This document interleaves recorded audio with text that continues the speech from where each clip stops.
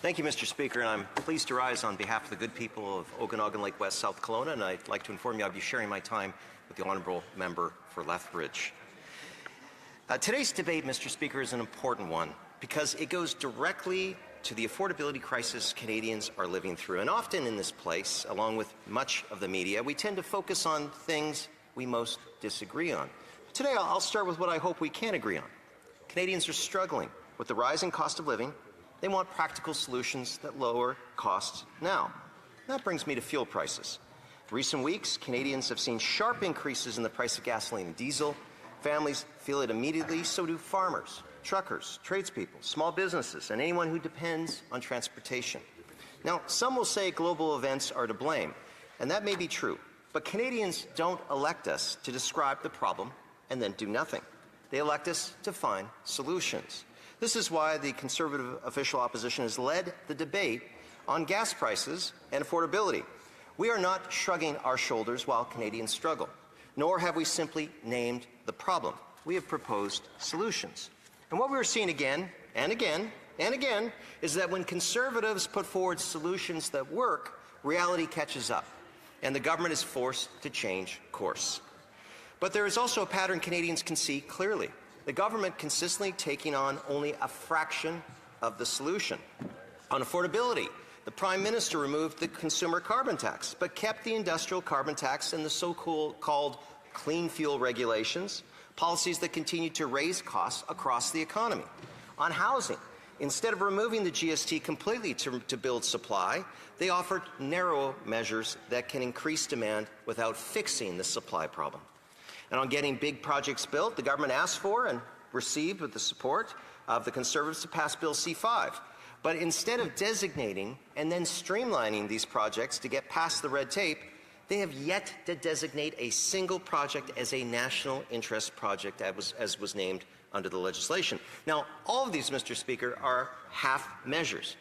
Measures that maybe create some headlines, but limit the real-world impact to Canadians.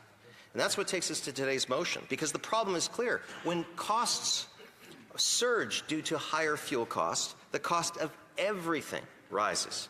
And when government adds layers of taxes and policy-driven costs on top of that surge, it makes a bad situation worse. Now, Mr. Speaker, we have a new development. The federal government, the Prime Minister announced it will temporarily suspend the federal fuel excise tax on gasoline and diesel starting next week and lasting through the summer, only though to 10 cents a litre. That confirms what Conservatives have been saying all along. Taxes at the pump matter, and Canadians need relief. And let me be clear, Canadians deserve relief, and if the government finally takes a step in that direction, I think we should acknowledge it. But we will also point out what they've left on the table.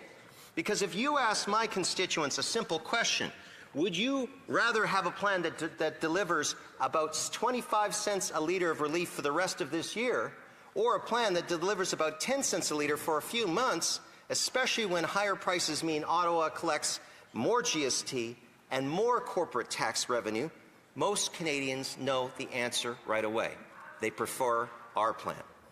The question today before the House is whether we will do what Canadians need, not partially, not temporarily, not halfway, but with a plan that lowers costs across the economy and protects Canadians from the price shocks beyond their control. Because suspending only a small part of the tax temporarily while leaving these other federal charges and regulations in place is not a full solution. The Conservative official opposition proposes that we can and we should do the following: suspend all federal fuel excise tax, suspend all GST on gas and diesel, and permanently eliminate the so-called clean fuel standard and the industrial carbon tax. If we take these steps, we can deliver meaningful and immediate relief at the pumps and reduce inflationary pressure throughout the supply chain. Now, Mr. Speaker, why does fuel matter so much? Because virtually everything in our Canadian economy moves by commercial trucking at some point in the delivery chain. Goods, groceries, building supplies, services. If it moves, it usually moves on a truck. So when fuel costs rise, shipping costs rise. And when shipping costs rise, the price of what Canadians buy rises. That's how inflation gets embedded in day-to-day life. And it's not just trucking. Aviation depends on fuel. Marine shipping depends on fuel. Rail depends on fuel. Mines, forestry operations, major construction sites, heavy-duty equipment. Fuel is the major input cost across our entire economy. So if we're serious about finding solutions to affordability, we cannot treat fuel costs as a small or isolated issue.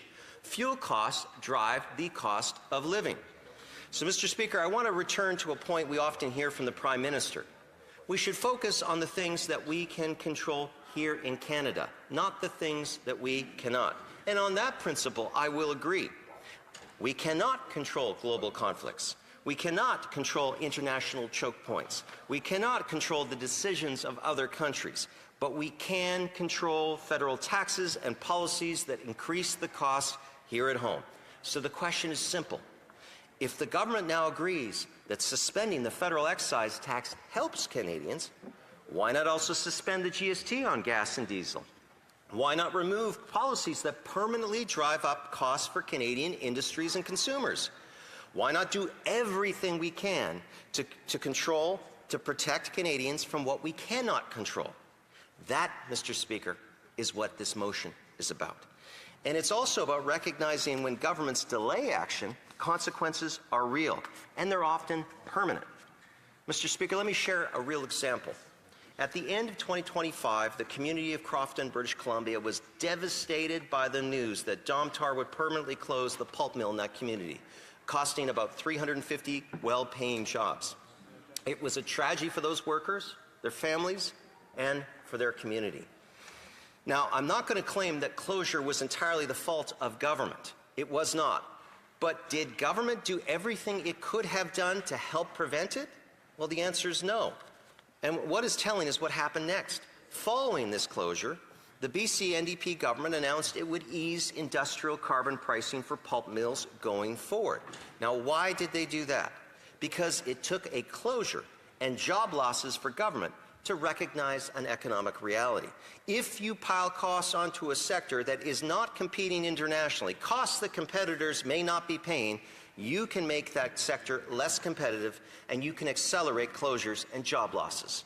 For the people of Crofton, that response was too little, too late. Mr. Speaker, that is exactly the risk when governments choose half measures and delay. They wait for harm to happen and then they say, oops, we better fix that. This House has a chance to act early, to choose solutions now, not apologies later. And that is where the Conservative official opposition's role is clear. Not just to name the problem, but whenever possible, propose a solution. Mr. Speaker, the government often tells Canadians it's focused on affordability, competitiveness, and resilience. Those are fine words. But words do not lower a grocery bill or fill a fuel tank. If this government is serious, it can prove it today. Not with slogans, but with a vote. Vote for measures that actually reduce the cost, Mr. Speaker. This should not be that complicated. Canadians want relief that is real, measurable, and immediate. They want us to find solutions. They want us to reduce costs that government controls, especially when families are being squeezed. So yes, a temporary suspension of one tax is a start, but Canadians deserve a full plan, a plan like ours, Mr. Speaker. That's what the official opposition is proposing. This is our chance to show Canadians we hear them. This is a chance to put solutions ahead of excuses. This is our chance to vote for affordability. All we have to do, Mr. Speaker, is vote in favor. It's really that simple. Hear, hear.